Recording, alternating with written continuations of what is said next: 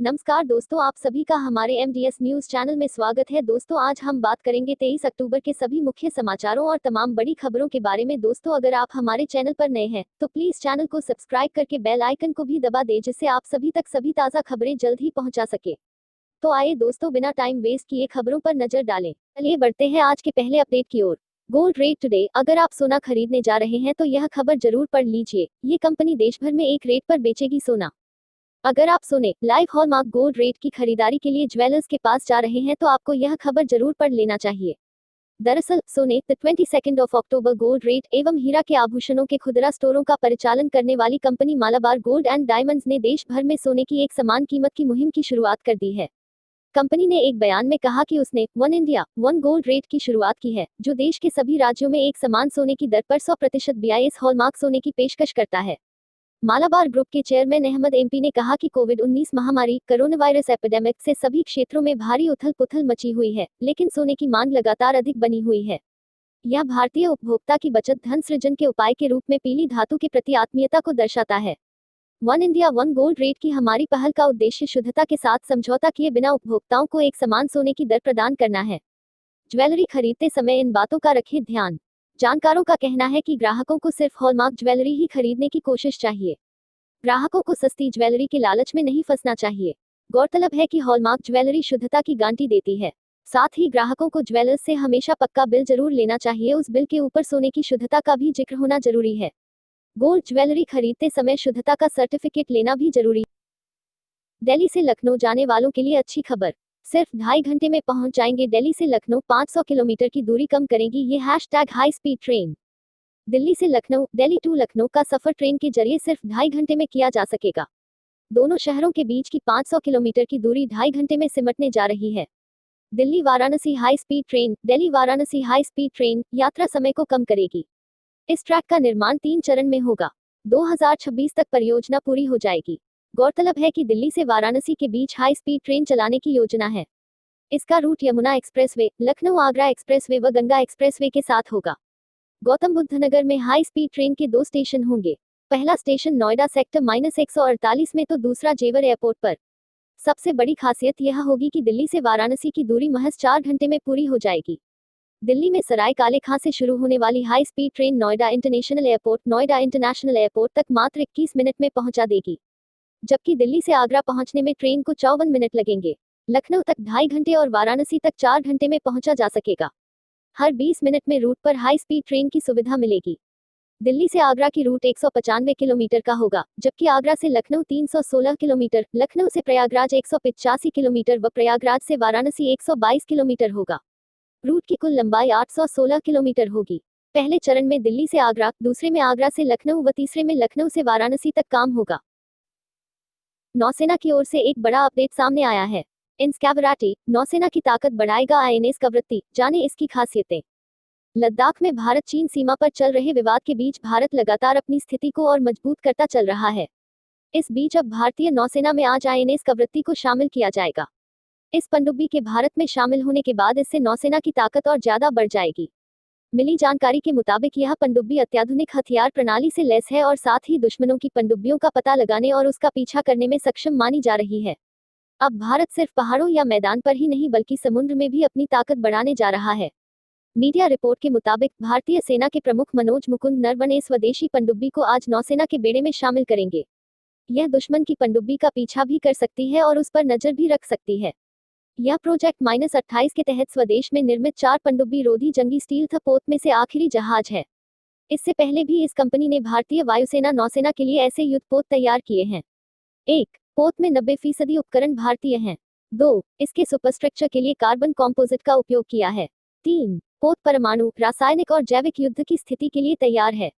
4. कवरत्ती की लंबाई 109 मीटर और चौड़ाई 12.8 मीटर है। 5. ये पोत अत्याधुनिक हथियारों, रॉकेट लॉन्चर्स, एकीकृत हेलीकॉप्टर्स और सेंसर से लैस है। कंगना रनौत को लेकर बड़ा अपडेट। कंगना रनौत ने मुंबई पुलिस को कहा, महाराष्ट्र के पप्पू प्रो नोटिस के बाद साधा निशाना। बॉलीवुड एक्ट्रेस कंगना रनौत पर सांप्रदायिक विभाजन और धर्म को आधार बनाकर लोगों के बीच दरार डालने का आरोप लगाया गया है, जिसको देखते हुए हाल ही में मुंबई पुलिस ने एक्ट्रेस और उनकी बहन को पूछताछ के लिए नोटिस जारी किया है। हालांकि इन दिनों कंगना रनौत अपने भाई की शादी के फंक्शन में बिजी हैं, लेकिन इसके बावजूद भी एक्ट्रेस ट्वीट कर मुंबई पुलिस को आड़े हाथों लेने से नहीं चुकी हैं।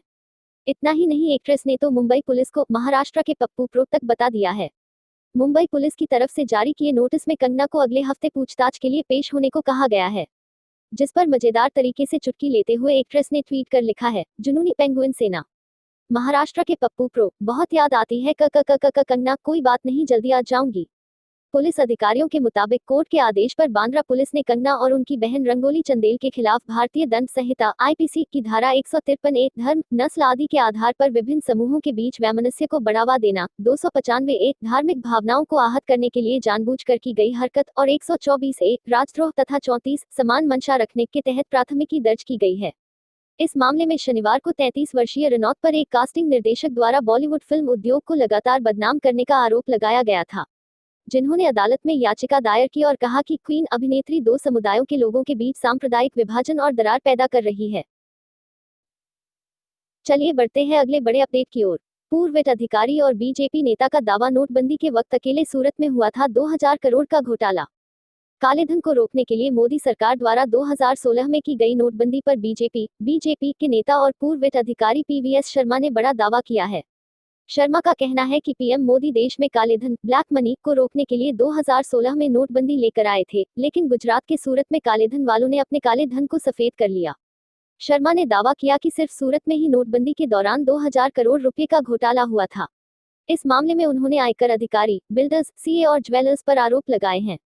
पीवीएस शर्मा ने ट्वीट करके नोटबंदी के समय बैंक में जमा हुए करोड़ों रुपए और मनी लॉन्ड्रिंग के जरिए पैसे बनाने के आरोप कुछ स्थानीय ज्वेलर्स पर लगाए हैं। इसके साथ ही शर्मा ने प्रधानमंत्री मोदी से पूरे प्रकरण की सीबीआई और प्रवर्तन निदेशालय से जांच कराने की मांग की है। पीवीएस शर्मा ने कहा, नोटबंदी में हुए भ्रष्टाचार पर कुछ स्वार्थी तत्वों ने पर्दा डाल रखा है और ऐसे तत्वों को बेनकाब करना प्रधानमंत्री मोदी का दायित्व है। चलिए नजर डालें कोरोना अपडेट की ओर। कोरोना वायरस, भारत में रिकॉर्ड 55,839 नए केस आए सामने, 702 लोगों की गई जान। केंद्रीय स्वास्थ्य मंत्रालय के अनुसार गुरुवार को देश में 55,839 नए कोरोना मामले दर्ज किए गए, जो भारत के कुल कोरोना केसों को 77 लाख से ऊपर ले गए। 24 घंटे में इस महामारी से देश में 702 लोगों की मौत हुई है, जिससे मरने वालों की संख्या बढ़कर 1,16,616 हो गई। अब तक देश में कुल कोरोना वायरस के 7,706,946 मामले सामने आए हैं। हालांकि एक दिन में 79,415 रिकवरी के साथ ठीक होने वाले मरीजों की संख्या 6,874 518 लाख को पार कर गई। आईसीएमआर के अनुसार 21 अक्टूबर तक कोविड-19 के लिए कुल 9,86,70,363 नमूनों का परीक्षण किया गया। इनमें से बुधवार को 14,69,984 नमूनों का परीक्षण किया गया। देश में कुल वसूली दर 89.19% हो गई है। लेकिन अभी भी कोरोना वायरस संक्रमण के 7,15,812 सक्रिय मामले हैं, जिसमें कुल केस लोड 9.28% शामिल है। वर्तमान में देश एक राष्ट्रव्यापी अनलॉकिंग के 5वें चरण में है। यह चरण 1 अक्टूबर को शुरू हुआ और 31 अक्टूबर को समाप्त होगा। देश में अब आर्थिक गतिविधियां शुरू हो चुकी हैं और लगभग सभी सार्वजनिक स्थानों, जिनमें स्कूल, मॉल, सिनेमा हॉल, मनोरंजन पार्क खुल गए हैं। हालांकि यहां पर कुछ प्रोटोकॉल तय किए गए हैं ताकि कोरोना के प्रसार को रोका जा सके। अमेरिका और ताइवान को लेकर बड़ा अपडेट। चीन के साथ तनाव के बीच ताइवान को $1.8 अरब के हथियार बेचेगा अमेरिका। चीन के साथ जारी तनाव के बीच संयुक्त राज्य अमेरिका ने ताइवान को मिसाइल और तोपखाने सहित 3 हथियार प्रणालियों की संभावित बिक्री को मंजूरी दे दी है, जिसका कुल मूल्य $1.8 अरब अमेरिकी डॉलर हो सकता है। वहीं ताइवान की सक्रियता को देखते हुए चीन ने भी अपनी सामरिक तैयारियों को मजबूत करना शुरू कर दिया है। दक्षिण पूर्व के समुद्री तट पर पीपुल्स लिबरेशन आर्मी की गतिविधियां तेज हो गई हैं और अत्याधुनिक मिसाइल तैनात की जा रही हैं। विदेश विभाग द्वारा कांग्रेस के लिए औपचारिक अधिसूचना के मुताबिक इस झील में लॉकहीड मार्टिन कॉर्प द्वारा बनाए गए 11 ट्रक आधारित रॉकेट लॉन्चर भी हैं, जिसे उच्च गतिशीलता आर्टिलरी रॉकेट सिस्टम HIMARS कहा जाता था। इसकी अनुमानित लागत $40 करोड़ के आसपास है। इसके अलावा बोइंग द्वारा बनाए गए 135 AGM-84H stand off land attack missile expanded response को भी शामिल किया गया है, जिसकी अनुमानित राशि $1 अरब है। अमेरिका ने यह फैसला ऐसे समय में आया है जब चीन और ताइवान के बीच तनाव बढ़ा हुआ है। चीन बार बार ताइवान पर हमले की धमकी दे रहा है और स्वशासित द्वीप को डराने के लिए आक्रामक नीति अपना रहा है। दूसरी तरफ हाल ही के दिनों में भारत प्रशांत क्षेत्र और कोरोना वायरस महामारी सहित विभिन्न कारणों से चीन और अमेरिका के बीच संबंध खराब हुए हैं। सेंसेक्स और निफ्टी को लेकर बड़ा अपडेट। शेयर बाजार, शुरुआती कारोबार में सेंसेक्स 250 अंक से अधिक गिरा।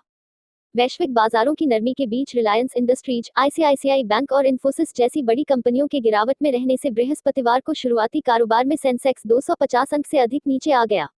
बीएसई का 30 शेयरों वाला संवेदी सूचकांक सेंसेक्स 279.13 अंक यानी 0.69% की गिरावट के साथ 40,428.18 अंक पर कारोबार कर रहा था।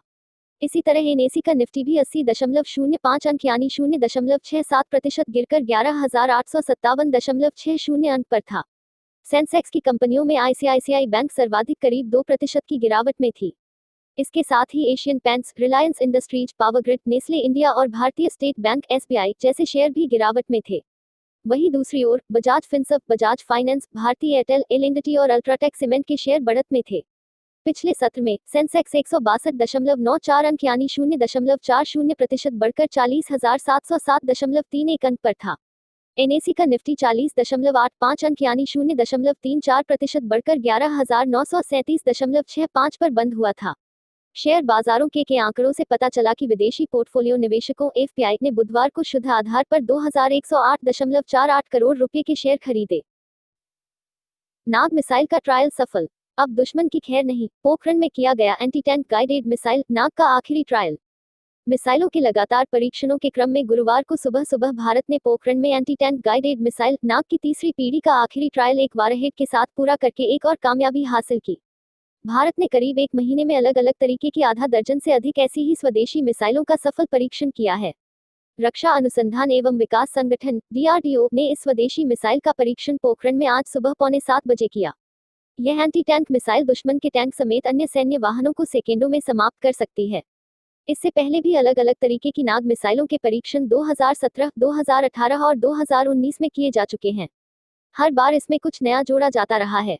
पूरी तरह से देसी नाग मिसाइल वजन में काफी हल्की, मीडियम और छोटी रेंज की है जो फाइटर जेट, वॉरशिप समेत अन्य कई संसाधनों के साथ काम करती है। आज एक वारहेड के साथ नाग मिसाइल की तीसरी पीढ़ी का आखिरी परीक्षण किया गया है।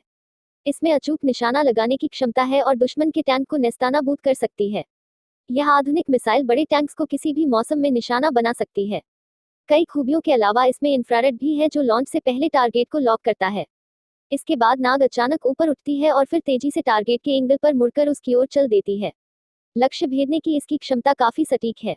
ये वजन में काफी हल्की होती है लेकिन इसके बावजूद दुश्मन के टैंक समेत अन्य सैन्य वाहनों को सेकेंडों में समाप्त कर सकती है। यह उन 5 मिसाइल प्रणालियों में से एक है जो भारत के रक्षा अनुसंधान और विकास संगठन द्वारा एकीकृत निर्देशित मिसाइल विकास कार्यक्रम के तहत विकसित की गई है। इसका विकास 300 करोड़ की लागत से किया गया है। इसकी मारक क्षमता 4 किलोमीटर तक है। चलिए दोस्तों, आज के लिए बस इतना ही। अब कल मिलेंगे देश भर की तमाम बड़ी व छोटी खबरों के साथ। दोस्तों, अगर आप हमारे चैनल पर नए हैं तो प्लीज चैनल को सब्सक्राइब करके बेल आइकन को भी दबा दें और रोजाना ऐसी वीडियोस को लाइक कर शेयर करना ना भूलें। धन्यवाद।